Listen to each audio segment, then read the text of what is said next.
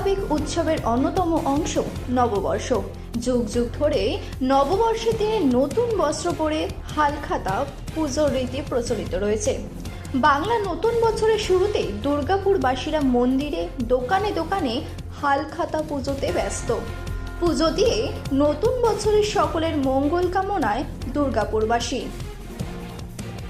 মায়ের ভক্তরা সব আছে, আর এইখানে বেনাচিতে স্থানীয় ব্যবসায়ীরা সব পুজো দেয় মায়েরখানে, তারপরে খাতা মহরত করিয়ে নিয়ে যায়। মায়ের আশীর্বাদ নেয়, সারা যে বছর যেন ভালোভাবে ব্যবসা বাণিজ্য চলে, এটা আমাদের বরাবরই হয়ে আছে।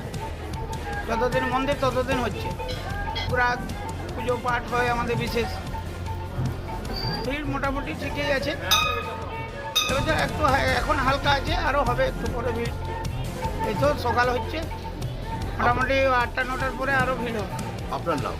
আমার নাম বিশ্বজিৎ চ্যাটার্জি, বেড়িঙ্গি কালীবাড়ি, বেড়িঙ্গি শ্মশান কালীবাড়ি এবং মা সদানন্দময়ী মা আমাদের এখন বর্তমান সেবায়িত আছেন শ্রী সাধন কুমার রায় মহাশয়। উনি এই সেবা পূজা পাঠ চালিয়ে যাচ্ছেন। বেনাচিতে ভিড়িঙ্গি কালী মন্দিরে পুজো দিয়ে নতুন বছরের যাত্রা শুরু দুর্গাপুরবাসীর। মন্দিরে মন্দিরে যেমন ভক্তদের ভিড়, ঠিক তেমনি দোকানে দোকানে পুজোর আয়োজন, জমজমাট নববর্ষ। নিজস্ব প্রতিনিধি রিপোর্ট, খাঁটি খবর।